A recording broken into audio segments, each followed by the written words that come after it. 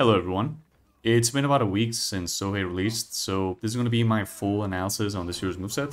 Here I'll be analyzing almost his every single move, feats included, explaining what works, what doesn't, and in the end giving it a rating.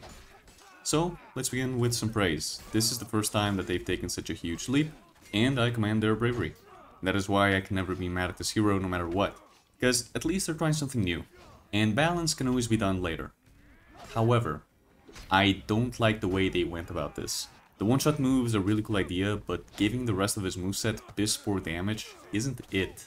This hero is bigger than Shigoki, and when picking such a massive hero with such a big weapon, I expect my attacks to deal damage accordingly. It's obvious why it has to be this way, but 900 MS Sohei heavies dealing less damage than Nusha will never stop being uncanny. There are ways to make this gimmick work, and I'll go into that on my Sohei rework video, but for now, the consensus from what I've seen seems to be lower the damage on the ultimate and increase the overall damage. And as low effort change to make this kit work? Yeah, sure. After all, the ultimate doesn't need to be a one-shot for it to feel satisfying. It just needs to deal a lot of damage. Another thing I want to appreciate is the attempt to give this hero a bit more sense of commitment. You only have light and heavy chains, excluding the zone of course, but we'll get into that. And in theory this was made so that you can commit to the attack you want to throw later, making you have to think more and be more careful about the move you throw now, as well as potentially avoiding spam from 400 MS lights and unblockables at the same time. So again, I want to appreciate this reasoning, but I can't, for several reasons. First of all, I'm just gonna say it, this makes him feel restricted and clunky. And not clunky in a good Highlander type of way where it's just hard to play but has a high skill ceiling. This guy is really simple in terms of inputs. It doesn't feel complex in that sense. Again, it just feels restricted and ungratifying. In the end, it boils down to a 2-hit chain with a combo extender. The hardest part about playing this hero probably being keeping track of your souls and what attacks you need to land, which to me is the most fun part about the moveset by far. Pulling this off and landing my ultimate feels extremely rewarding, and getting it right can result in a peak for honor moment. Landing your attacks one by one, listening to the voice lines, ich, ni, sang, makes you feel like a complete badass. I wish this awesome gimmick would have been paired with an actual fun and intricate moveset, but oh well. Yes, another reason I don't like being able to light heavy and heavy light is because the zone exists. And the zone is better than your neutral heavies in every single way. It's faster, it deals more damage, hits in a wider area, chains into both lights and heavies, can be soft feinted into a guard break, and has no GB vulnerability. The only thing it can't do is backstep. But in my opinion, this neutral zone is one of the strongest moves in the entire game. Because of the lack of vulnerability, you can pretty much throw it willy-nilly, and if the enemy does a guard break at the same time, not only will his bounce off, but you will still have enough time to soft feint to a guard break yourself and completely catch the enemy. The only true vulnerability of the zone is being hit by a random light. This ability serves as a low-risk opener in duels, your main tool for teamfights, and your highest damaging move in general. And this means that you're never gonna throw heavies with this character. You'll always be using the zone. So why force this restriction of being unable to heavy into light? I don't get it. The zone is already better. Why make the heavies that bad? And I think being able to light and heavy wouldn't be a problem either, because these unblockables clock in at 900 MS, meaning that they should be interruptible by a light. There is no spam here. Doing light and heavy would already leave you in an unfavorable position, so why force this restriction onto the players? I get what they were trying to go for, but put simply, it just makes them feel worse. Okay, let's talk about lights now. The neutral lights being enhanced was a good choice. Again, big character, big weapon, enhanced lights. Although he's using the Kamayari one hand, so I wouldn't be on the fence about this either way. One thing that I don't understand is why is he holding this stance in particular? All of his neutral attacks are just using the spear. None of them involve a secondary weapon, so why is he grabbing the spear one-handed? My guess is they wanted to give him a cool pose, but in my opinion this just looks ugly and doesn't make any sense. It also ends up resulting on his light attacks having terrible animations, so I don't know why they did this. Although one thing to point out is that his neutral lights look pretty similar to the heavy attacks in terms of animations if you pay attention.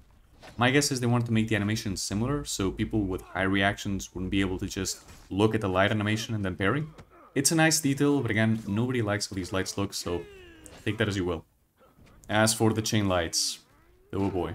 The idea here was, okay, let's make them all 400 MS, so they're easy to land and consistent. And let's make the top one undodgeable so that the enemy can't dodge on light hit stun. And mix-up wise, it works, sure. But if all the light attacks do the same thing, why even have different weapons? The unblockable weapons did a good job of differentiating themselves. The saw does bleed, the hammer deals more damage, and the other one pins. In contrast to these weapons, the light ones all do the same thing, all being 400 ms. They have no different timings or different properties, except for the top one, being the club, or the kanabo. And for some reason, that is the one they choose to be undodgeable. Why? It doesn't make any sense. But again, it's an easy mix-up, so I guess it gets the Ubisoft seal of approval. On a perfect world, all these weapons would have their own unique properties to make them actually feel like different weapons, which is what I plan to do once I rework this character. Haha. Anyway, ironically, I think the Sohei works better in duels.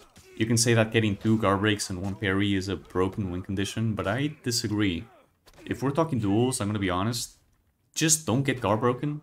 The rest of his kit deals piss poor damage, so you're never gonna be in that much danger anyway. And landing a bash to access your ultimate can be a lot harder than you think if the enemy is looking for it. Overall, I'd say it feels fair. It's in 4s that we have a problem though. Well, problems, actually. There is a big discrepancy in viability from Sohei with and without his tier 2, the healing one. Picture this. You're Sohei in a 2v1. You're getting ganked. Miraculously, you manage to get all your souls. Now what? Now, nothing. The enemy isn't gonna let you get your ultimate off one of their teammates, and Sohei has terrible damage with terrible hitboxes, so I guess you're cooked. That is, until you get your healing feat. At least then you can make use of your souls. And this applies to teamfights as well. Sohei feels like it's all or nothing. Either you find a perfect situation and one-shot the enemy, or one of the enemies, or you can't make use of your character's main ability and you die. This isn't a bad thing per se. A character that works better or worse depending on the situation can be interesting, but it just feels underwhelming. I'll get straight to the point. I think his tier 3 should be put in the tier 1 spot, and I also think his damage should slowly increase the more souls you have, instead of it being all or nothing. There are simply way too many situations where Sohei feels useless. Even when you're ganking, all your low damage is going to do is help the enemy get revenge. So once again, if you don't have your souls, you're done. Which practically forces you to farm souls off the officers if you're playing Breach, and I'm not even sure if that's an intended feature. Another funny thing I want to point out is that playing Sohei really is the 1v7 game mode. While playing the Zero, the teammates are the real enemy. So if you're like me, and your matchmaking team is composed of toddlers with OCD 99% of the time, you will get knocked off your one-shots time and time again, which can be remedied if you just go for the healing instead, but I just thought I'd point this out. Playing Sohei can and will be one of the most frustrating experiences in the entire game.